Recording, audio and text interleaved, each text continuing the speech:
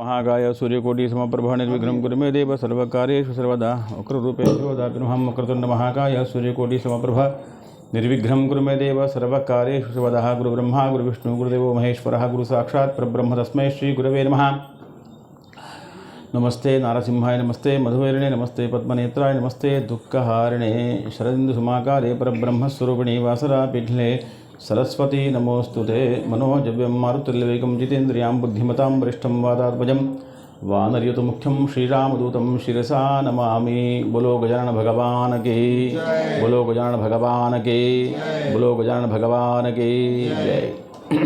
నిన్న గణపతి పురాణంలో భాగంగా సింధు అనే రాక్షసుని ఆ యొక్క గణపతి మయూరేశ్వరుడి మీద కూర్చొని వచ్చి మోర్గావ్ ప్రాంతంలో పూణేకి దగ్గరగా యుద్ధం జరిగితే అక్కడ ఆ యొక్క సింధూసుడి యొక్క తలకాయ తెగిపోయి పడిపోయింది కాబట్టి ఆ ఊరిని గణపతి వచ్చాడు కాబట్టి మయూరేశ్వరుడి మీద అక్కడ అన్ని కూడా నెమలులు బాగా వచ్చాయి కాబట్టి మోర్ అంటే మయూరం కాబట్టి ఆ ఊరి పేరు మోర్గావ్ అని పడిందని మనం చెప్పుకున్నాం। ఆ మోర్గావ్లో మయూరేశ్వరుడు గణపతి స్థిరంగా ఉన్నాడు। అందుకనే మనం ఏం చెప్పుకుందాం అనుకున్నాం అంటే అసలు మోరియా ఎందుకంటాం అన్న విషయం తెలుసుకుందాం అనుకున్నాం। కాబట్టి ఈ విషయం అక్కడ మయూరేశ్వరుడు తయారై ఉన్నాడు। అందరికీ ఆశీర్వాదం ఇవ్వడం కోసం భగవంతుడు కూడా ఆశీర్వాదం ఇవ్వడం కోసం సిద్ధంగా ఉండాలి। మనం చాలా ప్రయత్నం చేస్తాం, భగవంతుడు సిద్ధంగా ఉండాలి కదా। కాబట్టి భగవంతుడు సిద్ధంగా ఉండాలి కాబట్టి భగవంతుని మనం తయారు చేస్తాం। ఎలా తయారు చేస్తాం? పొద్దున్న లేపి స్నానం పోసి మంచిగా బొట్టు పెట్టి పట్టు వస్త్రాలు వేసి నైవేద్యం తినిపించి ధూపం ఇచ్చి దీపం ఇచ్చి అయ్యా మా కోరికలు తీసే సిద్ధంగా ఉండి చెప్తే అప్పుడు సంతోషిస్తే మన కోరిక తీరుస్తాడైనా మొదలు తయారు చేయడానికి। అలా మయూరేశ్వరుడు అక్కడ తయారై కూర్చున్నాడు, ఇంకా వరాలు ఇవ్వడం కోసం కూర్చున్నాడా। అయితే అప్పుడు 14వ శతాబ్దం, ఇది ముద్గల పురాణం చాలా స్పష్టంగా ఉంది। మనం ఎలా పట్టుకోవాలంటే అలా పట్టుకుంటుంటే మెల్లమెల్లగా అర్థమవుతుంది। 14వ శతకం అప్పటి విషయం ఇది। అక్కడ కర్ణాటకలో శాలి అనే బీదర్ ప్రాంతంలో శాలి అనే ఒక గ్రామంలో వామన భట్టు అని ఒక బ్రాహ్మడు ఉండేవాడు। వామన భట్టుకి భార్య పార్వతీ మాత। పార్వతి అంటే ఆమెని మాత ఎందుకన్నారంటే ఆమె ఎంత కూపులాగా ఎంత బాగా చూసుకుంటుందట భర్తని, ఎప్పుడు కూడా సేవలో ఉంటుందట। మీరందరూ ప్రవచనం వింటున్నారు కాబట్టి, మీరందరూ మంచి బుద్ధితో వింటున్నారు కాబట్టి, మంచి ఆలోచనతో వింటున్నారు కాబట్టి చెప్తున్నాను, ఎప్పుడు కూడా భర్తకి సేవ చేసుకుంటున్నటువంటి ఇల్లు ఎప్పుడు కూడా లక్ష్మీ ప్రాప్తి ఉంటుంది। మీరు గుర్తుపెట్టుకోండి, ఎప్పుడు కూడా భర్తకు సేవిస్తూ ఉండాలి। భర్తని మనకు వచ్చేటప్పుడు ఇప్పటి పెళ్ళిళ్ళు కావు, అంటే మీరమ్మ ఇప్పుడు ఇంగ్లీష్ భాషలో లవ్ మ్యారేజ్ అంటారు, అది కాదు। మనం ఎలాగైతే వివాహం చేసుకుంటామో జాతకాలు చూసుకున్న తర్వాత అట్లాంటి భర్తను ఎలా ఉన్నా ప్రేమించి పూజించాలి। రోజు పూజిస్తే అక్కడ ఖచ్చితంగా లక్ష్మి వచ్చి నిలబడుతుందట। ఇది సత్యం, దీనికి పెద్దగా ప్రయోగం చేసే అవసరం చేసి చూడండి, మనకి లక్ష్మి రావాలి। ఎప్పుడు కూడా డబ్బు దగ్గరగా ఉండాలంటే అలా సేవ చేసుకోవాలి భర్తకి, శాస్త్రం చెప్పిన మాట। అందుకనే మహాలక్ష్మి ఎప్పుడు ఏం చేస్తుంది? ఎప్పుడు కూడా విష్ణు పాదం దగ్గర కూర్చొని కాళ్ళు నొక్కుతూ కూర్చుంటుంది। ఎప్పుడు ఆమెకి ఏం పని? ఇంకో పని ఉందా? ఎప్పుడు అదే పని। కాబట్టి వాళ్ళకి ఎప్పుడు లక్ష్మి ఉంటుంది, ఎప్పుడు లక్ష్మియే, ఎప్పుడు డబ్బే। మనం ఎప్పుడు కూడా కాళ్ళు నొక్కుతామా? అసలు కాళ్ళు ఎవరైనా తప్పు, అది పెద్ద తప్పు, అది దోషం అన్నట్టు భావన చాలామందికి కాదు, అదే ధర్మం। చాలామంది జేబులు చూస్తారు, షర్టు చూస్తారు, ఉద్యోగం చూస్తారు, శాలరీ చూస్తారు, 1 మంత్ చూస్తారు, ఫోన్లు చెక్ చేస్తారు కావాలంటే, కానీ కాళ్ళు చెక్ చేయరు ఎవరు కూడా। ఇది యుగ ధర్మం। సరే, మనకు డబ్బు కావాలనుకున్నప్పుడు ఈ విధంగా చేయని శాస్త్రం చెప్పింది। కాబట్టి ఎప్పుడు కూడా ఆ పార్వతి వామన భట్టుకు సేవ చేస్తూ ఉంది। సేవ చేస్తున్న పక్షంలో కూడా ఒక విషయం ఉంటుంది, కర్మలో అన్నీ ఉండాలి। మళ్ళా కర్మలో లేకుండా ఉంటే అవ్వదు। వీళ్ళకి అన్నీ ఉన్నాయి కానీ సంతానం లేకుండా ఉందట। ఎవరికి? వామన భట్టికి సంతానం లేకుండా ఉంటే పార్వతి రోజు సేవ చేసుకుంటుంది।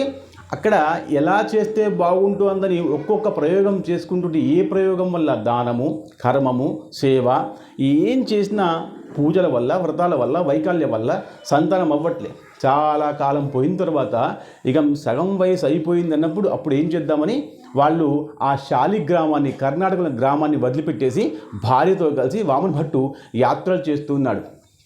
మీరు మాట గుర్తుపెట్టుకోండి, యాత్ర చేయడం అంటే నిస్వార్థ యాత్ర, అసలు ఎలా ఉండాలంటే యాత్ర, నాకు ఏమి వద్దు స్వామి, నేను నీ సేవ కోసం వస్తున్నాను చెప్పడం కోసం యాత్ర. అప్పట్లో యాత్ర ఇలా ఉండేది, ఇప్పుడు పోయి వస్తున్నాం మనం అలా కాదు. యాత్ర అంటే ఇలా, అంటే ఎక్కడ సుఖము సంతోషము ఆనందం దొరుకుతుందో అక్కడ ఉండిపోదామనే ఉద్దేశంతో వీళ్ళిద్దరు కూడా వయసు భయపడింది, సంతానం ఎట్లా లేదు కాబట్టి ప్రయత్నం చేస్తూ అన్ని గ్రామాలు తిరుక్కుంటూ వస్తే ఆఖరికి ఇక్కడ పూణే దగ్గర ఈ మోరేశ్వర్ గ్రామంలో వచ్చి ఆగారు. మోరేశ్వరుని వీళ్ళు దర్శనం చేసుకున్నారు. వామభట్టు పార్వతి, మీరు కథలో ఉండండి, దర్శనం చేసుకున్నారు.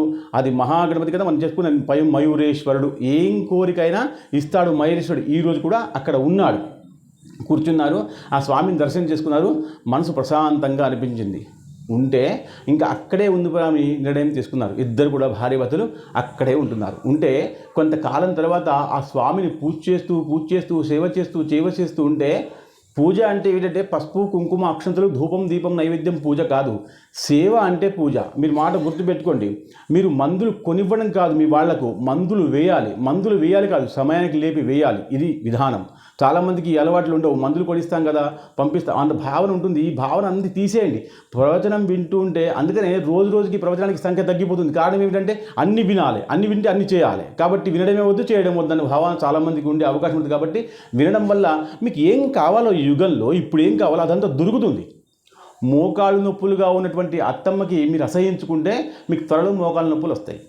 కాబట్టి ఆమె సేవ చేసుకుంటే మీ మోకాళ్ళ నొప్పులే రావు. మీకు వద్దనుకుంటున్నారు కదా మోకాళ్ళ నొప్పులు, మరి చేయండి కదా, ఏం పోయింది. ఏం చేస్తే బాగుంటుందో అది పురాణం మీకు చెప్తుంది కదా. మోకాళ్ళ నొప్పులు ఉన్న వాళ్ళకి అసహించుకుంటే మీకు తొందరగా వచ్చేస్తుంది, అనుమానం లేదు. సేవ చేసుకుంటే రావట, చేసి చూడండి. మనం గెలవాలి అంటే, నెగ్గాలి అంటే ప్రయత్నం కదా చేయాల్సింది. ప్రయత్నం చేయకుండా సాధ్యం ఎలా అవుతుంది? గోలి వేసుకుంటే తగ్గిపోతా అని చెప్తున్నప్పుడు విని గోలి వేసుకుంటున్నారే, విశ్వాసమే కదా. చాలామంది తగ్గదు, ఎన్ని గోళీలు వేసుకుని తగ్గదు, ఎన్ని ఆపరేషన్ చేసినా తగ్గదు. ఇంకా మోకాళ్ళ నొప్పులు అలాగే ఉంటాయి. ఎంఆర్ఐలు ఆర్ఐలు ఇంకా ఇంగ్లీష్ పదాలు బాగుంటాయి, అవన్నీ చేస్తారు. ఎక్స్రేలు ఏం చేసినా ఉపయోగం జరగట్లేదు. అసలు ఎప్పుడు కూడా లోపం ఉన్నటువంటి విషయం లోపంగానే ఉంటుంది అక్కడ, ఇంకా నొప్పి అట్లాగే ఉంది కదా. కాబట్టి ఎలా చేస్తే బాగుంటుందో అలా చేయాలి. వీళ్ళు ఏం చేస్తున్నారట, ఆ గుడి దగ్గర మహేశ్వర స్వామి దగ్గర ఊడవడము తూడవడము మెట్లెక్కడము ఇవన్నీ కార్యక్రమాలు చేస్తున్నారు. సేవ అంటే ఎలా అంటే అలా చేయాలి. భగవంతుడు తనకు తాను దగ్గరగా వచ్చి కృప చూపించాలి. భగవంతుడి దగ్గరికి మనం వెళ్ళడం కాదు, భగవంతుడే మన దగ్గరికి రావాలి. అలా చేయాలి సేవ అంటే. ఆలయానికి రోజు వెళ్ళాల్సిన అవసరం, ఒకరోజు పోలేకపోతే భగవంతుడు జాగృతావస్థలో కానీ స్వప్నావస్థలో కానీ సుషుప్తావస్థలో రావాలి. అది కదా సేవ అంటే. భగవంతుడు అనుకోవాలి, అయ్యో ఈరోజు ఈ అమ్మ రాలేదే గుడికి అని భగవంతుడు అనుకోవాలి. మీరు రాగానే పూజారి కానీ దేవుడు కానీ అసహించుకోకూడదు. అమ్మా ఈయన వచ్చిన తలకాయ తింటుంది బాబు అనుకోకూడదు దేవుడు. అలా అందంగా మీరు వేసిన పూలమాల భగవంతుడికి బాగా ఇష్టం. ఒకరోజు లేకపోతే మాల, అయ్యో ఆ అమ్మ వస్తే పూలమాల వేసేదే అని భగవంతుడు ఎదురు చూడాలి. మీరు చేసిన నైవేద్యం భగవంతుడు భుజించడం కోసం ఎదురు చూడాలి. అమ్మా ఎంత బాగా నైవేద్యం ఉంటుంది, అది ఆ నైవేద్యం నేను సిద్ధంగా ఉన్నాను. చాలామంది దేవతలు భగవంతుడి దగ్గర ప్రసాదం తిన్నారు, అందరూ భక్తుల దగ్గర. ఆ భగవంతుడు వాళ్ళకి కృప చూపిస్తాడు. అలా కృప చూపించే విధానమే అలా ఉంటుంది. కాబట్టి మనల్ని అసహించుకోకూడదు. వాళ్ళ సేవ చేస్తూ ఉంటే కొంతకాలానికి భగవంతుడు ప్రత్యక్షమై ఏం కావాలి అన్నారట. కావాలంటే నాకు ఏమీ వద్దు, సంతానం కావాలి అన్నారట. ఇద్దరు కలిసి ముక్తకంఠంతో ఒకే వరం కోరుకున్నారు. ఇప్పుడు భార్యాభర్తలకి ఇద్దరు కలిసి దేవుడి దగ్గరికి వచ్చి దేవుడు ప్రత్యక్షమై వరం కోరుకోమంటే భర్త ఒకటి కోరుకుంటాడు, భార్య ఒకటి కోరుకుంటుంది. ఇద్దరికి పడే రాదు. ఆమె గ్యాస్ పోయి ఉంటుంది, ఈయన సిమెంట్ క్రికెట్ టీవీ ఏదో ఒకటి మాట్లాడతారు. ఏకత్వం లేదు. మనం ఎప్పుడు కూడా కలిసి భార్యాభర్తల విషయం కలిసి ఉండడం, వాళ్ళ ఇష్ట గోష్ఠి మనసు బుద్ధి అన్నీ కలిసి ఉండాలి. ఇద్దరు కలిసి ఒకటి అన్నారు, మాకు సంతానం కావాలి అనగానే తథాస్తనుడు పరమేశ్వరుడు ఎవరు? మయూరేశ్వరుడు. గుర్తుపెట్టుకోండి. అనగానే వీళ్ళు కొంతకాలానికి ఆ అమ్మాయి గర్భవతి అయింది, పార్వతి గర్భవతి అయింది. ఇంకా గర్భవతి అయినప్పుడు ఎప్పుడు కూడా గర్భవతిగా ఉన్నప్పుడు పరమాత్ముడిని మాత్రమే పూజించాలి. ఇది నియమం ఉంది. అందుకనే భారతమో రామాయణమో చదువుకుంటుంటే దాంట్లో ఉన్న గుణగణాలు ఆ పిల్లల్లో తిరుగుతూ ఉంటే మన మనసు బుద్ధి చిత్తము మనం తిన్న ఆహారంతో సహా పిల్లలు స్వీకరిస్తాడు. పిల్లడికి స్వీకరించి ఇంకా అవకాశం ఉందా? మీరు ఏం తింటే అది పిల్లవాడు స్వీకరిస్తాడు. కాబట్టి మీరు మంచి భోజనం తీసుకోవాలి. మీరు ఏం ఆలోచన చేస్తే ఆ ఆలోచన పిల్లవాడు స్వీకరిస్తాడు. కాబట్టి మంచి ఆలోచన చేయాలి, మంచి వ్యవహారం చేయాలి, మంచి సంతానం అవుతుంది. కాబట్టి గర్భవతిగా ఉన్నప్పుడు మంచిగా ఉండమని శాస్త్రం చెప్పింది. అలా ఈమె అన్నీ కూడా ఆ గణపతి గురించి ఆలోచించుకుంటూ పూజ చేసుకుంటూ ఉంటే కొంతకాలం 9వ మాసం వచ్చి 9 మాసంలో అందమైన పుత్రుడిని ఆమె ప్రసవించింది. ఆ పుత్రుడికి వాళ్ళ పేరు అజన్మ అని పెట్టారు. అజన్మ అంటే ఎప్పుడు కూడా నిలిచి ఉండేవాడు. మన దగ్గర ఒక విషయం ఉందంటే ఎప్పుడు నిలిచి ఉండాలి, శాశ్వతము. అందుకనే కీర్తి శాశ్వతము, శరీరము నశ్వరమైనది. ఈ శరీరం ఎప్పుడో ఖచ్చితంగా వెళ్ళిపోతుంది. ఇప్పుడు 50 ఉన్నాయి, రేపు 60 వస్తాయి, రేపు 70 వస్తాయి, మంచంలో ఉంటాం, పైకి వెళ్ళిపోతుంది. ఖచ్చితంగా మృత్యువు శాశ్వతమే, వెళ్ళిపోతాం ఎట్లాగో. కానీ కీర్తి పూర్తిగా శాశ్వతం. మీ పేరు ఉండిపోతుంది. మీ చిత్రపటాన్ని పెట్టి మరీ పూజ చేస్తారు. లేకపోతే గాంధీ చౌక్లో పెద్దగా విగ్రహం తయారు చేసి పెడతారు. ఎప్పుడు మంచి పని చేసినప్పుడు. చెడ్డగా చేస్తే కాలనీ వాడు కూడా రాడు. వస్తారా? రాడు. పోయింది మంచిగా అయింది అంటారు. ఎందుకు?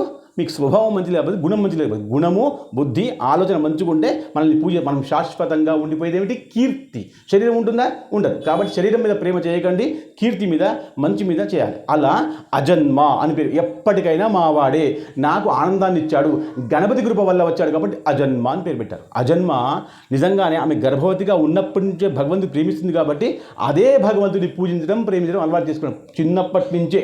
ఇంకా భగవంతుని పట్టుకోవడం, భగవంతుని పాటలు పాడడం, హారతి పాడడం, తండ్రికి సహాయం అలా చేస్తుంటే మెల్లగా పిల్లవాడు భక్తుడైపోతున్నాడు. గుర్తుపెట్టుకోండి, పిల్లవాళ్ళని మనం ఎలా మలిస్తే అలా మలిగిపోతారు. కాబట్టి పిల్లవాళ్ళని తోడుగా తీసుకొని ఎప్పుడు కూడా ఆలయాలకు వస్తుండాలి, ప్రవచనాలకు వస్తుండాలి.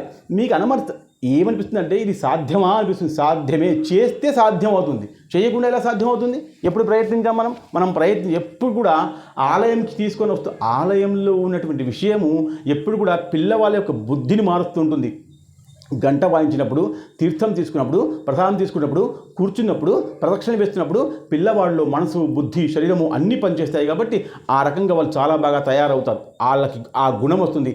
భగవంతుడి దగ్గర ఏం గుణం ఉందో ఆ గుణం వాళ్ళకి వచ్చి వాళ్ళు మంచి సద్బుద్ధులు అవుతారు. కాబట్టి ఎప్పుడో పాడైపోతే మళ్ళీ బాగు చేయడం కోసం చేయడం కంటే కూడా మొదటి నుంచే పాడవకుండా చూసుకోవడం చాలా మంచిది. ఇది మంచి వాళ్ళ లక్షణం. అలా ఆ అజన్మ అన్ని సేవలు చేసుకుంటూ గణపతి చేస్తూ ఉంటే కొంతకాలానికి పెద్దవాడయ్యాడు. అయిన తర్వాత వాడికి 16 సంవత్సరాలు వచ్చాయి. మౌంజీ ధర్మం చేసినారు. మౌంజీ ధర్మం అంటే యజ్ఞోపవీతం వేశారు. వేసిన తర్వాత వాడికి అనిపిస్తుంది ఇంకా మనం ఇక్కడ ఉండడం కంటే కూడా ఆ గణపతి సేవలో పూర్తిగా నిమగ్నం అయిపోదాం అని నిర్ణయం తీసుకున్నాడు. గుర్తుపట్టండి, పిల్లవాళ్ళకి ఆ గుణం వచ్చింది అంటే కొంతకాలం వరకు మంచిదే, కొంతకాలం వరకు మంచిది కాదు. చాలామంది సన్యాసులు, శంకరాచార్య వారు చిన్నప్పుడే వెళ్ళిపోయినారు, నరసింహ సరస్వతి వాళ్ళు చిన్నప్పుడే వెళ్ళిపోయినారు. చాలా చిన్నవాళ్ళు చిన్నప్పుడే అమ్మా నాన్న వదిలిపెట్టేసి వెళ్ళిపోయినారు, సన్యాసం తీసేసుకున్నారు. సన్యాసం తీసుకున్న చిన్నపిల్లలందరూ కూడా పెద్దవాళ్ళైనాక యోగులు, ఋషులు, మునులు, శంకరాచార్యులు వారు అయ్యారు. మనకు అవసరం లేదు, మన పిల్లలు శంకరాచార్య అవసరం లేదు. కానీ శంకరాచార్యులు లాంటి సగం గుణం వస్తే చాలు. అలాంటి గుణవంతుడు పుడితే చాలని మనం అనుకోవాలి. ఈ యుగంలో ఇప్పటికైతే అంతా ఈ యుగమే, శంకరాచార్యులు ఈ యుగమే, పెద్ద అదో యుగం కాదు. కాబట్టి అలాంటి గుణవంతుడు కావాలనుకోవాలి. అలా ఆ పిల్లవాడికి ఆ గుణం రాగానే సరే నా అన్న మరి ఏం చేస్తామంటే గణపతి ధ్యానం చేస్తా అన్నారు. అప్పుడు ధ్యానం చేయడం కానీ ఆయన అక్కడి నుంచి కొంచెం దూరంలో థేరూర్ అనే గ్రామానికి వెళ్ళాడు. థేరూర్ అనే గ్రామం ఇప్పుడు కూడా ఉంది. అక్కడ వెళ్తే అక్కడంతా కూడా అరణ్యవాసం, అంటే అరణ్యం ఉంది. ఎప్పుడు కూడా మంచి కావాలనుకున్నప్పుడు అరణ్యానికి వెళ్ళాలి. ఒక మాట గుర్తుపెట్టుకోండి, వృద్ధాప్యం వచ్చిన తర్వాత చాలామంది అరణ్యానికి వెళ్తారు. అందుకనే అరణ్యవాసము చాలా గొప్పది. రాముడు అరణ్యానికి పోయిన తర్వాతనే అప్పుడు దేవుడయ్యాడు. అప్పటిదాకా సీతామాతకి భర్తగా ఉన్న రాముడు అరణ్యానికి పోయిన తర్వాత, వనవాసం పోయిన తర్వాత వచ్చేటప్పుడు ఋషుల యొక్క, మునుల యొక్క దర్శనం చేసుకుని వచ్చాడు. కాబట్టే వచ్చిన తర్వాత దేవుడయ్యాడు. అప్పటిదాకా ఆయన సీతకి భర్త మాత్రమే, అయోధ్యకి యువరాజు మాత్రమే. కానీ ఋషి దర్శనం తర్వాత ఏమయ్యాడైనా రాముడు దేవుడయ్యాడు. గుర్తుపెట్టుకోండి. అందుకనే ఆ వాసం అలా ఉంటుంది. అలా వెళ్ళాలి. ఆయన థేవూర్ అనే గ్రామానికి వెళ్ళాడు. అంత అరణ్యం ఉంది. అరణ్యంలో ఒక దగ్గర కూర్చున్నాడు. నాకు గణపతి యొక్క కృప కలగాలి అని నిర్ణయం తీసుకొని కూర్చున్నాడు. ఒక నిర్ణయం తీసుకొని కూర్చోవాలి.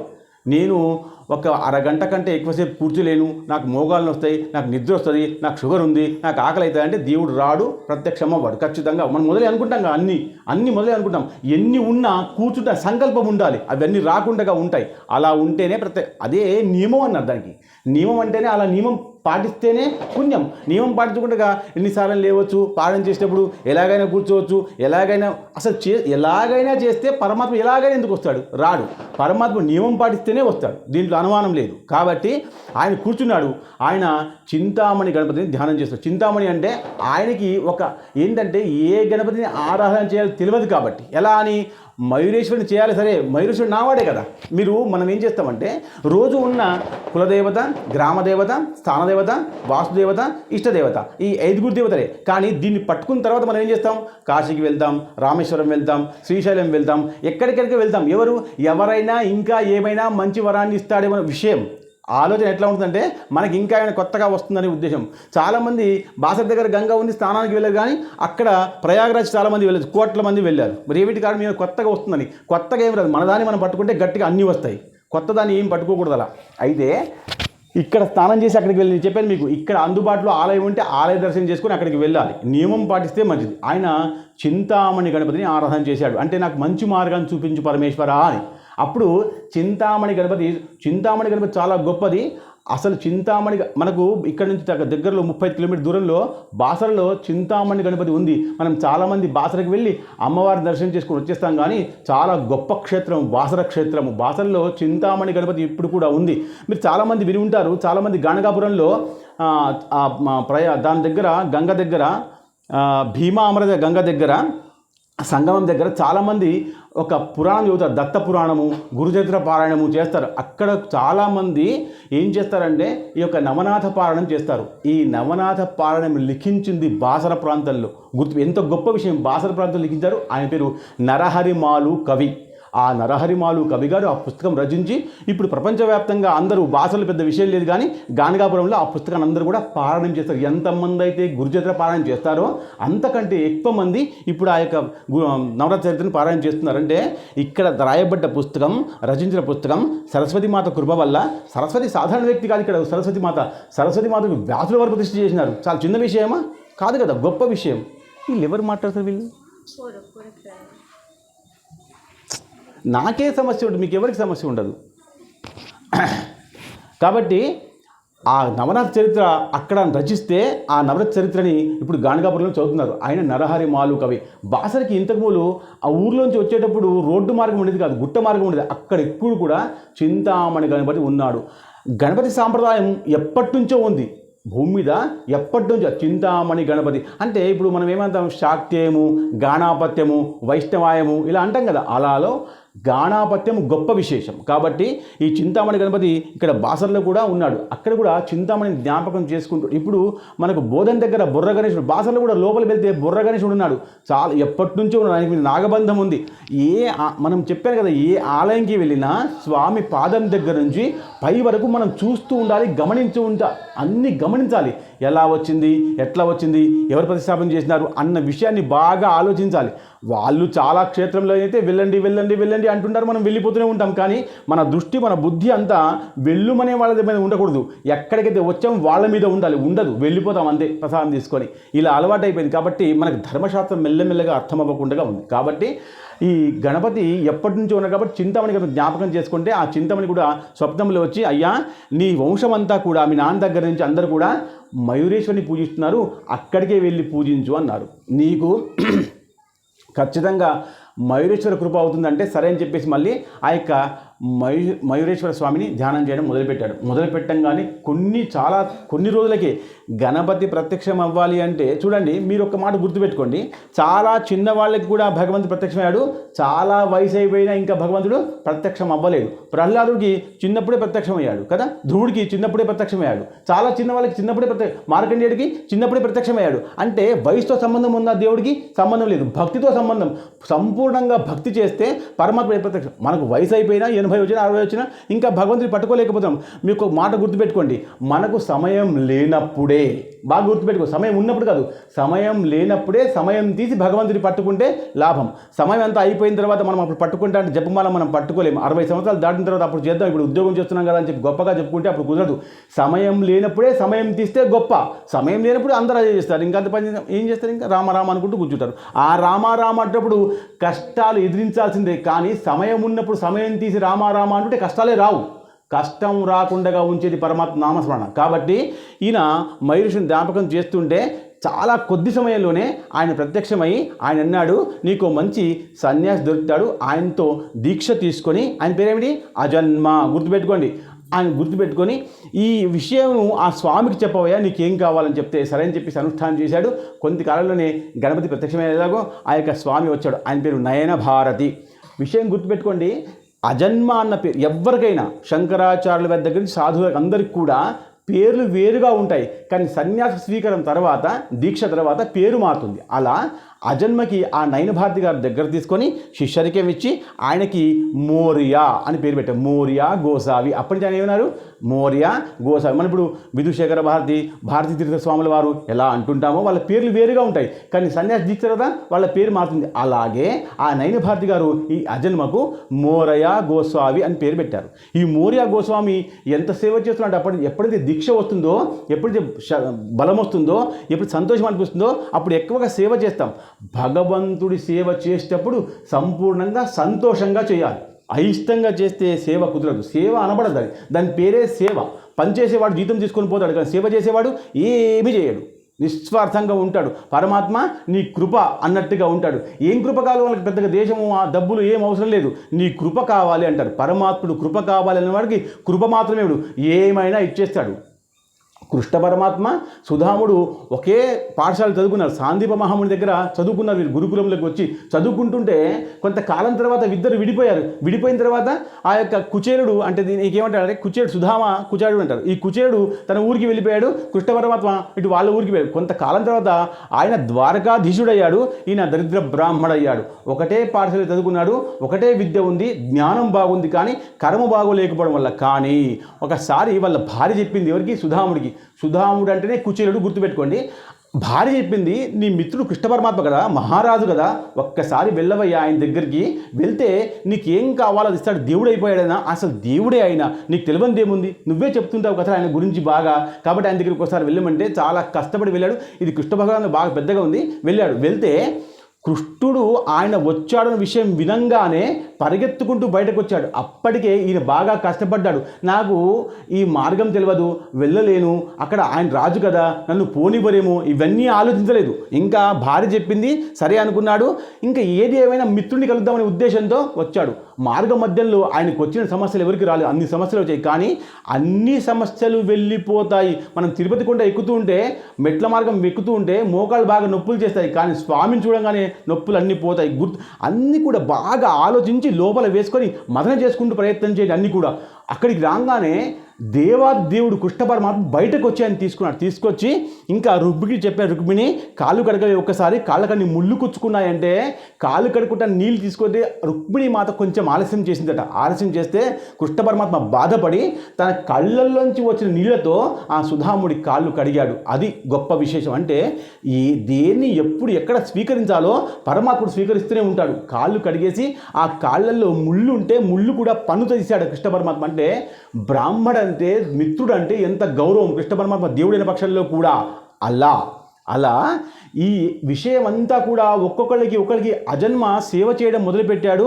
ఇంకా సేవ చేస్తుంటే ఆనందంతో ఎంత ఆనందిస్తున్నా అంటే, గణపతికి నేను ఏం చేయాలి, ఇంకా మహేశ్వర స్వామికి ఇంకా ఏం చేయాలి అని చెప్పేసి రోజు మెట్లు కడగడం, గుడి కడగడం అంతా ప్రారంభిస్తే ఆయన దగ్గరికి వచ్చే భక్తులందరూ కూడా, స్వామి మీరు ఇలా సేవ చేస్తున్నారు కదా, మాకు కూడా అవకాశం ఇస్తారా అంటే ఆయన అన్నాడు, అందరి కోసం ఆలయం ఉంది, ఆలయం అందరిది అనుకోకూడదు, ఆలయం నాది అనుకోవాలి. మీరు ఒక్క మాట గుర్తు, మన అందరి ఆలయం అనుకున్నాం అనుకోండి, అందరూ పనిచేయాలి. మన ఆలయం అందరిది అనుకుంటే ఏం చేయాలి? అందరూ పనిచేయాలి. కాదు, నాది అనుకుంటే నువ్వు మాత్రమే పనిచేయాలి. సెల్ ఫోన్ నాది, చెప్పులు నాయి, పర్స్ నాది అన్న విషయానికి ఎంత జాగ్రత్త ఉంది చూడండి. అందరి దగ్గర ఒక సెల్ ఫోన్ ఉంది, ఒక పర్స్ ఉంది, చెప్పులు ఉన్నాయి, నాది.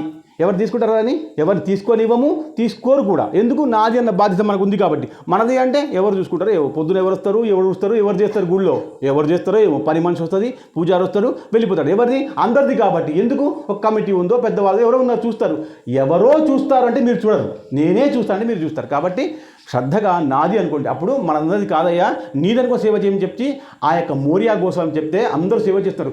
ఎవరెవరికైతే సేవ చేస్తున్నారో వాళ్ళందరికీ అలసబట్టి కింద పడిపోతే వాళ్ళందరికీ సేవ చేయడం మొదలుపెట్టాడు. అంటే భగవంతుడి దగ్గర సేవ చేసుకుంటూ కింద పడిపోయిన వాళ్ళకి సేవ చేస్తే మహావిష్ణువుకి పాదం పట్టుకున్నంత లెక్క. మీరు ఒక్కొక్క మాట వింటే మీకు విషయం అవుతుంది. మనం ఏమో పాదం అంటాం కదా, విష్ణు పాదం అంటాం, ఆ పాదం అంటాం, ఈ పాదం, ఇదంతా కాదు. విష్ణు దగ్గర ఆలయంలో, శివాలయంలో, అమ్మవారాలయంలో సేవ చేసుకుంటూ కింద పడిపోయిన వాళ్ళకి ఒకవేళ కాళ్ళు పట్టుకుంటే విష్ణు పాదం పట్టుకున్నట్టే లెక్క. గుర్తుపెట్టుకోండి, ఇంత విషయం ఉంది. నా పట్టు చీర పాడైపోతుంది, నా మంచి బట్ట పాడైపోతుందని సాష్టాంగ నమస్కారం కూడా పెట్టడం వెనుక ముందు అవుతుంది జనాలు. ఇదా విషయం భక్తి అంటే? ఇదా? గుడి కడగకుండా ఉంటే, తుడవకుండా ఉంటే చీర పట్టు వస్త్రం పైకి చేసుకొని మెల్లగా వస్తారు. ఇవాళ పని మంచి రాలేదా? ఒక్కరోజు ఊడిస్తే ఏం పోయింది? ఒక్కరోజు నువ్వు ఊడిస్తే ఏమైంది గుడికి? భగవంతుడు నీకంటే గొప్పవాడు కదా. పని మనిషి కోసం కాదు గుడి, మనందరి కోసం. సేవ, కృప, ఆశీర్వాదము పని మనిషికి ఇస్తున్నాడు పరమాత్ముడు, సేవ చేసిన వాళ్ళకి ఇస్తున్నాడు. మరి సేవ మనం చేయకూడదా? అవకాశం వచ్చినప్పుడు కూడా చేయకూడదా? చేయాలి. నేను అన్న మాటలు మీకు ఘాటుగా ఉంటాయి, కానీ సత్యాలు ఇవి. ఇది చేయండి. మనకు లాభం కలగాలి అంటే ఇలా ఉండాలి. ఎవరైతే అలసిపోతున్నారో వాళ్ళకి ఆ యొక్క మోరియా గోస్వామి సేవ చేయడం మొదలుపెట్టాడు. అయితే ఆయన గణపతి దగ్గర సేవ చేయడం మానేశాడిగా. ఎందుకంటే సేవ చేసుకుంటూ ఎవరికి కింద పడిపోతున్నారో అలసిపోతున్నారో వాళ్ళకి మాత్రం సేవ చేసుకుంటూ ఉన్నాడు. సేవ చేసుకుని వాళ్ళకి మందులు వేయడం, వైద్యం చేయడం, కాళ్ళు పట్టడం, ఇలా చేస్తుంటే మెల్లగా మెల్లగా మెల్లగా ఆయన దగ్గర సేవ చేసుకునే వాళ్ళు, ఆయన దగ్గర అడిగేవాళ్ళు భక్తులు ఎక్కువైపోయినారు. ఇంకా దేవుడి దగ్గర తక్కువ, ఈయన దగ్గర ఎక్కువ వస్తున్నారు. గుర్తుపట్టుకోండి, ఎప్పుడైనా పెద్ద పెద్ద వాళ్ళు, గొప్ప గొప్ప వాళ్ళు అదృశ్య రూపంలో ఉంటారు. గాణగాపురంలో ఉన్నటువంటి దత్తాత్రేయ స్వామి అదృశ్య రూపంలో ఉన్నాడు. ఎందుకంటే మనిషి రూపంగా ఉన్నప్పుడు ఎంతోమందికి ఆయన సేవ చేశాడు, ఏమైనా వైద్యం చెప్పాడు, ఉపాయం చెప్పాడు. కానీ అదే పనిగా అందరు వెళ్తే ఏం చేస్తారు? అదృశ్యమైపోతారు. అదే పనిగా అందరు వెళ్ళి నాకే చెప్పండి అంటే నాకు పిల్లవాడు కావాలి, నాకు ఊరు కావాలి, నాకు ప్రమోషన్ కావాలి, ఇదే పని అయిపోతే ఏం చేస్తారు? వాళ్ళు అదృశ్యమైపోతారు, దొరకరు ఇంకా మనకి. కాబట్టి వాళ్ళని హింసించకుండా, ఇబ్బంది పడకుండా చేయాలి. అలా ఈ భక్తులందరూ మోరియా గోస్వామి దగ్గరికి వస్తున్నారు. అందరూ ఇదే పని, అందరికి సేవ చేస్తున్నాడు. కొంతకాలం తర్వాత ఆయన కూడా అలసిపోయి ఆ యొక్క మయూరేశ్వరికి దండం పెట్టి, అయ్యా నేను ఇక్కడ ఉన్నాను, నాకు కొంచెం స్వతంత్రం కావాలి, మీ సేవ చేసుకోవాలి, అనుష్ఠానం చేసుకోవాలి, నాకు ఆజ్ఞ ఇవ్వండి స్వామి అంటే ఆ యొక్క మయూరేశ్వరుడు నాడు ఆ గంగకి ఇటుభాగంలో అక్కడ కహరా అని గంగ ఉంది, ఆ గంగకి ఇటుపక్క రండయ్య, అక్కడ కూర్చొని నువ్వు అనుష్ఠానం చేసుకో అని చెప్తే ఆయన చించవడి అని గ్రామానికి వచ్చాడు. గుర్తుపెట్టుకోండి, ఎక్కడి నుంచి వచ్చాడు? మోర్గావ్ నుంచి చించవాడికి వచ్చారు. చించవాడికి వస్తే ఆ చించవాడిలో ఉన్నటువంటి ప్రజలకందరికీ కూడా ఈయన గురించి తెలుసు కాబట్టి అక్కడ కూడా ఒక పెద్ద కుటీరం కట్టించి అందరూ వస్తున్నారు. కానీ ఆ కుటీరానికి ఈ సమయానికి మాత్రమే రావాలి, ఈ సమయంలో రాకూడదని చెప్పేసి ఆయన తలుపులు వేసుకొని ధ్యానం చేస్తున్నాడు మయూరేశ్వర స్వామికి. గుర్తుపెట్టుకోండి, ఈయన పేరేమిటి? మోరియా గోస్వామి. మీరు కథలో ఉండండి. కాబట్టి ఆయన అనుష్ఠానం చేస్తుంటే ఎప్పుడైతే మీరు కూడా గుర్తుపెట్టుకోండి, అనుష్ఠానం చేస్తున్నప్పుడు మీరు పూర్తిగా మిమ్మల్ని మీరు మర్చిపోతే మీలో ఒక తేజం వస్తుంది. మీరు ఎప్పుడైనా దేవుడి గదిలో కూర్చున్నప్పుడు, మీరు జపం చేస్తున్నప్పుడు, అనుష్ఠానం చేస్తున్నప్పుడు మీ సారో మీ పిల్లలో మీతో మాట్లాడరు. ఎందుకంటే మీరంత పవిత్రంగా, అంత తేజోమానంగా ఉంటారని వాళ్ళు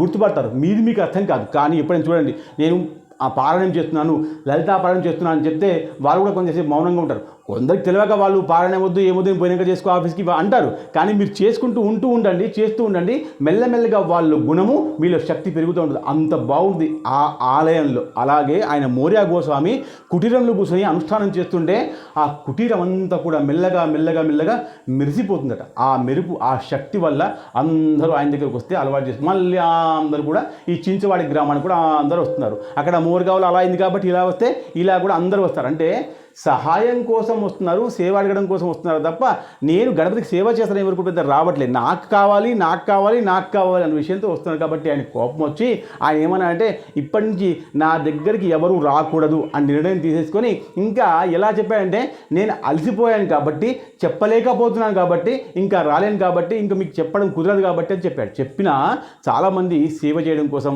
అక్కడ కొంతమంది ఉండిపోతే ఆయన చించవాడి నుంచి ఆ యొక్క మోర్గావ్కి ప్రతిసారి ప్రతిపదకి నడుచుకుంటూ వెళ్ళేవాడు.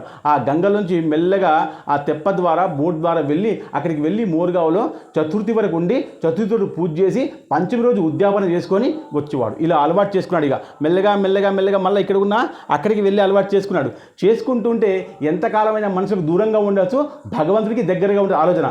వెళ్తూ ఉంటే వయసు అయిపోయింది కాబట్టి ఒకసారి ఆ నదీ తీరానికి, కరహా నది, ఆ నదీ తీరానికి బాగా నీళ్ళు వచ్చాయి. బాసలు ఇప్పుడు ఎట్లా వచ్చాయి నీళ్ళు, అలా నీళ్ళు వస్తే ఇంకా పోవడం కుదరదు కాబట్టి ఆ తీరం మీద కూర్చుని స్వామి నేను రాలేకపోతున్నానయ్యా అంటే అప్పుడు స్వామి స్వతహాగా, గుర్తుపెట్టుకోండి, ఒక మత్స్యకారుడు యొక్క వేషం వేసుకొని అవతారం తీసుకొని ఒక నావలకు కూర్చోబెట్టి ఆ యొక్క మోరియా గోస్వామిని ఆ యొక్క మోర్గావ్కి తీసుకెళ్ళి దర్శనం చేయించుకొని మళ్ళీ తీసుకొచ్చాడు. ఈ విషయం ఆయనకు వచ్చినాక అర్థమైంది, ఇంత నీళ్ళు వచ్చాయే, ఇక్కడ ఎవరు లేరు, మరి ఎవరు నన్ను తీసుకెళ్ళాలంటే ఇంటికి వచ్చేది అర్థమైంది, ఆహా నాకు పరమేశ్వరుడే తీసుకెళ్ళాడని.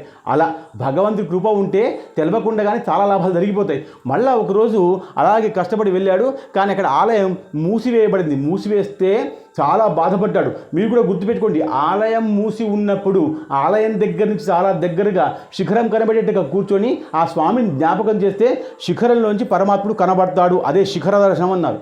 గుర్తుపెట్టుకోండి, చాలా బాధపడే విషయం లేదు. చాలా ఆలయాలు బంద్ అయిపోతే మనం పోయేసరికి మనం దాంట్లో పోవాలి కదా, బస్సుల్లో, ట్రైన్లో, కార్లో, ఏసీ బంద్ అయిపోతే మనం ఆగిపోతాం. చెట్టు కింద మనకి ఏసీ లేకపోతే కుదరదుగా, ఆగిపోతాం. మనం అలాగే పరిగెడతామా ఏంటి? పరిగెత్తాం కదా, అలా కూర్చొని పోతాం, ఆలయం బంద్ అయిపోతుంది. ఏం చేయాలి అక్కడ? ఆలయంలో శిఖరంకి బాగా దగ్గరగా కనబడేట కూర్చొని స్వామికి జ్ఞాపకం చేస్తే స్వామి బయటకు వస్తాడు. ఇలా వస్తాడు అంటే మీరు ఎవరు విశ్వసించరు, ఎందుకంటే మన ఇలా జరగలేదు కాబట్టి. కానీ ప్రయత్నం చేస్తే ఖచ్చితంగా కనబడతాడు. ఆ శక్తి మీలో ఉండని. ఇది భక్తి యొక్క శక్తి. ఏం శక్తి ఇది? భక్తి యొక్క శక్తి. అలా ఆయన ఆలయం ముందర కూర్చుంటే కొంతసేపటి తర్వాత స్వతహాగా మయూరేశ్వరుడు బయటకు వచ్చి ఆయనకి ఆశీర్వాదం ఇచ్చి ఆయన పూజ అందుకున్నాడు. మళ్ళీ ఆయన చించవాడకు వచ్చేసిన తర్వాత కొన్ని రోజుల తర్వాత ఆ స్వామిని జ్ఞాపకం చేస్తున్నాడు. ఇంకా నేను చించవాడ నుంచి మయూరేశ్వరం రాలేకపోతున్నాను స్వామి, మోరగావుకి రాలేకపోతున్నాను, నన్ను క్షమించు స్వామి అంటే, నీకెందుకు, నువ్వు రావడం మానేసాయి, నేనే నీ దగ్గరికి వస్తాను, బాగా గుర్తుపెట్టుకోండి, నేనే నీ దగ్గరికి వస్తూ ఉంటానని చెప్పేసి ఆశీర్వాదం ఇచ్చాడు. కానీ స్వామికి కష్టపెట్టడం ఎవరికి ఇష్టం ఉండదు. స్వామి భక్తులకి స్వామికి కష్టపెట్టడం ఇష్టం ఉండదు. ఆ యొక్క స్వామికి భక్తులకి కష్టపెట్టడం ఇష్టం ఉండదు. బాగా గుర్తుపెట్టుకోండి, స్వామికి ఎప్పుడు కూడా భక్తుల్ని కష్టపెట్టి, కానీ నిజమైన భక్తుడికి స్వామిని కష్టపెట్టడం కూడా ఇష్టం ఉండదు. అలా వాళ్ళిద్దరిలో ఒక మాట అయిపోయింది. నేను నీకు స్వప్నావస్థలో వచ్చి కనబడుతూ ఉంటాను. కొంతకాలం అలాగే గడిచిపోయింది. ఇంకా వృద్ధాప్యం వచ్చేసిన తర్వాత స్వామి నేను ఇంకా సమాధి తీసుకుంటానన్నాడు. అప్పటికే ఆయనకి భార్య, ఆ కొడుకు అందరూ ఉన్నారు, కోడళ్ళు అందరూ ఉన్నారు. అప్పటికే ఆయనకి ఎవరికి? అజన్మకి అంటే మోరియా గోస్వామికి వీళ్ళందరూ ఉన్నారు. ఇంకా వయసు అయిపోయిన తర్వాత ఆ కొడుకును పిలిపించారు. కొడుకు పేరు మోరియా గోస్వామి కొడుకు పేరు చింతామణి. ఏ గణపతి అయితే అనుష్ఠానం చేసుకున్నాడో ఆ గణపతి ఈ విషయం చెప్పాడో ఆ పేరే పెట్టుకో, చింతామణి ఇలా రారా, నేను ఇక సమాధి తీసుకుంటానన్నాడు. మీరు సమాధి అన్న మాట గుర్తుపెట్టుకోండి. సజీవ సమాధి, సంజీవన్ సమాధి, వస్త్ర సమాధి, ఆ తర్వాత అస్త్ర సమాధి. అంటే బొక్కలు మాత్రమే పెట్టేస్తారు లోపల, అవి అస్థిక సమాధి. వస్త్రాలు పెడతారు, మనం వేసుకున్న వస్త్రాలు పెడతారు, అది వస్త్ర సమాధి. సంజీవ సమాధి అయితే శవం పెడతారు, సజీవ సమాధి. సంజీవన్ సమాధి గుర్తుపెట్టి, సంజీవన్ అంటే స్వతహాగా వ్యక్తి ప్రాణంగా ఉన్నప్పుడు లోపలికి పోయి తనకు తానుగా ఆ యొక్క ఆత్మని, తన శరీరాన్ని, తన ప్రాణాన్ని పరమేశ్వరులో అర్పణం చేయడం అంటే సంజీవన్ సమాధి. ఈ సమాధులు ఇన్ని రకాలు ఉన్నాయి. దీని మీద కొందరేమో శివలింగాన్ని పెడతారు, కొందరేమో గణపతి పెడతారు, కొందరేమో ఉట్టిగా రాయి పెడతారు. సంజీవన్ సమాధి అంటే ఇప్పుడు వెళ్ళినా మాట్లాడతారని అర్థం. అంటే ఆయన ప్రాణంతోనే లోపలికి వెళ్తారు, మనం ప్రాణం ఉన్నప్పుడే బయటకు వచ్చేసి లోపల నుంచి సిమెంట్ పెట్టేయాలి. సంజీవన్ సమాధి గుర్తు. అంటే సమాధులు చాలామంది దర్శనం చేసుకుంటూ ఉంటాం మనం, కానీ మనకు తెలియదు కాబట్టి చెప్తున్నాను. పురాణం ద్వారా అన్ని విషయాలు తెలుస్తాయి. సంజీవన్ సమాధి నేను తీసుకున్నట్టే చింతామణి అన్నాడు, కొడుకు అన్నాడు, అయ్యా మీరు వెళ్ళిపోతే ఎలా అంటే, కాదయ్యా నాకు సమయం అయిపోయింది ఇంకా నేను వెళ్తానంటే. ఎలా వెళ్ళాడంటే ఆ కహరా నది తీరిన పవిత్రమైన జాగలో ఆ యొక్క అందరూ కూడా వెళ్ళి అక్కడ ఒక చిన్న కుటీరం నిర్మించారు రాళ్లతో. శిలా అంటే రాళ్లతో, నల్ల రాళ్లతో తయారు చేశారు. ఇంకా దాంట్లోకి ఆ యొక్క మోరియా గోస్వామి లోపలికి వెళ్తూ ఉన్నప్పుడు ఆయనకి గణపతి పైనుంచి మాట్లాడుతున్నాడు. ఈయన బాధపడుతున్నాడు. ఇంకా మనిషికి శరీరం ఎందుకు ఉండాలి అంటే, మీరు నా మాట వినండి, మనిషికి శరీరం ఎందుకు ఉండాలంటే భగవంతుని సేవ చేయడం కోసమే శరీరం ఉండాలట. అందరూ కూడా సంతానం అవుతూ ఉన్నప్పుడు మనం ఏం కోరుకోవాలంటే, లోపల గర్భంలో ఉన్నటువంటి శిశువు చాలా బాధపడుతుంటాడట. లోపల నరకం, పిల్లవాడికి లోపల నరకం. మీరు ఒక్కొక్క మాట వింటుంటే మీకు బాధగా అనిపిస్తుంది, కఠినంగా అనిపిస్తుంది, కానీ లోపల గర్భంలో ఉన్న పిల్లవాడు కొట్టుమిట్టాడుతుంటాడు బయటకు రావడం కోసం.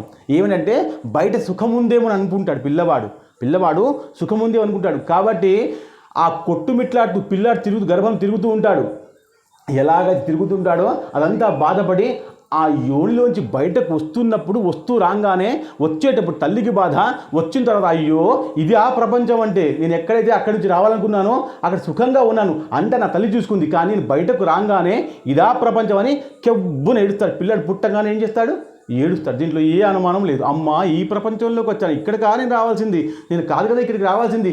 లోపల ఉన్న పిండానికి అన్ని గుణాలు ఉంటాయి, బయటకు వచ్చినాక అజ్ఞానం వల్ల మెల్లగా. అందుకనే చిన్నపిల్లలు ఏం చెప్పేస్తాం మనం, చాలా చిన్న పిల్లలు ఉంటే ఏమంటాం మనం, దేవుడితో సమానము. అప్పటిదాకా కదా గుణం బాగుంటుంది కాబట్టి, మంచి బుద్ధి ఉంటుంది కాబట్టి, ఎలాగైతే పిల్లవాడు లౌక్యంలోకి వస్తాడో అలా గుణాన్ని మార్చుకొని మనిషిగా మారి రాక్షసుడిగా మారి దయ్యం అయిపోతాడు. అప్పటిదాకా పిల్లవాడు దేవుడితో సమానము, కానీ పెద్దగా అయినాక రాక్షసుడు అయిపోతాడు. తల్లినే వెళ్ళగొట్టేసి ఇంట్లోంచి, తల్లినే వెళ్ళిపోమంటాడు. అంతే వెళ్ళిపోమంటాడు. ఇంకా చాలా చెప్పాలని మీకు బాధించింది మళ్ళా. కాబట్టి ఈయన ఏం చేశాడు, గణపతి పిలిపించాడు.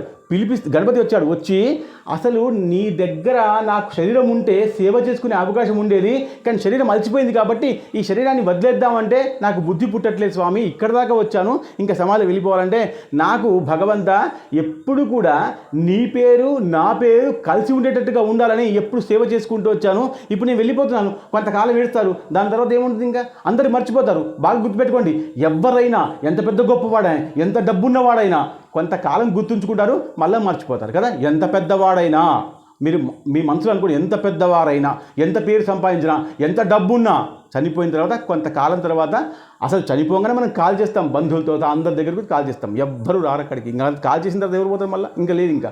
కాబట్టి వాడిని మర్చిపోతాం మనం. అలా స్వామి నన్ను కూడా అందరూ మర్చిపోతే ఆ సేవకి నా భక్తికి అర్థం ఉండకుండా ఉంటుంది స్వామి అంటే, అప్పుడు స్వామి అక్కడ శిల అంటే ఎక్కడైతే సమాధి లోపలికి వెళ్ళాలో అక్కడ ద్వారం దగ్గర ప్రత్యక్షమై, అయ్యా నువ్వు కాదు నేను కాదు, మనం ఇద్దరము ఒకటే, నువ్వే నేను నేనే నువ్వు, బాగా గుర్తుపెట్టుకో, నువ్వే నేను నేనే నువ్వు, కాబట్టి మనం ఇద్దరం ఒకటే అంటే ఆయన అన్నాడు, గణపతి దేవా నువ్వు అందరికీ ఏదైతే హేయంగా అంటే నీచంగా చూస్తామో అలాంటి గరగని తల మీద పెట్టుకున్నావు, ఏదైతే అసలు మనం పాపము దుష్టం అనుకుంటామో అలాంటి ఎలుకను సింహాసనం దగ్గర నీ పాదం దగ్గర పెట్టుకున్నావు, నన్ను ఎక్కడే పెట్టుకుంటావు స్వామి, నాకు కూడా వరం కావాలని కోరుకున్నాడు.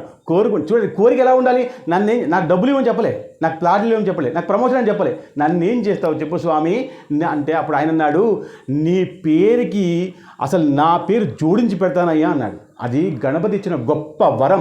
గణపతి ఇచ్చేస్తే ఏమని ఇచ్చేస్తాడు, అలాంటి సేవ జరగాలి.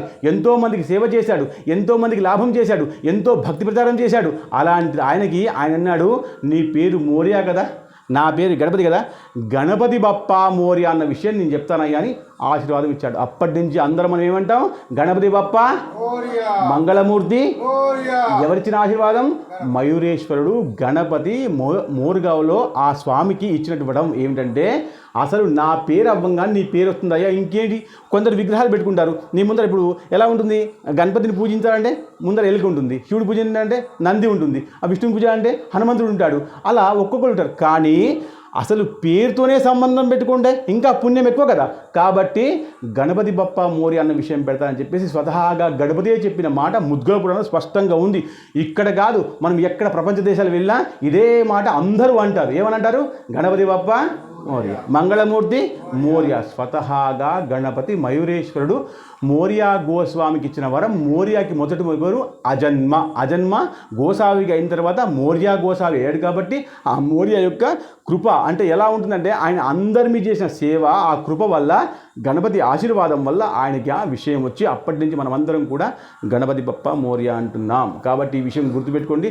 దేశ విదేశాల్లో ఎక్కడెక్కడో అంటారు ఈ విషయం, చాలామందికి తెలియదు. మనం చాలామంది తెలియకుండా చాలా పుణ్యాలు చేస్తాం, మనం తెలియకుండా.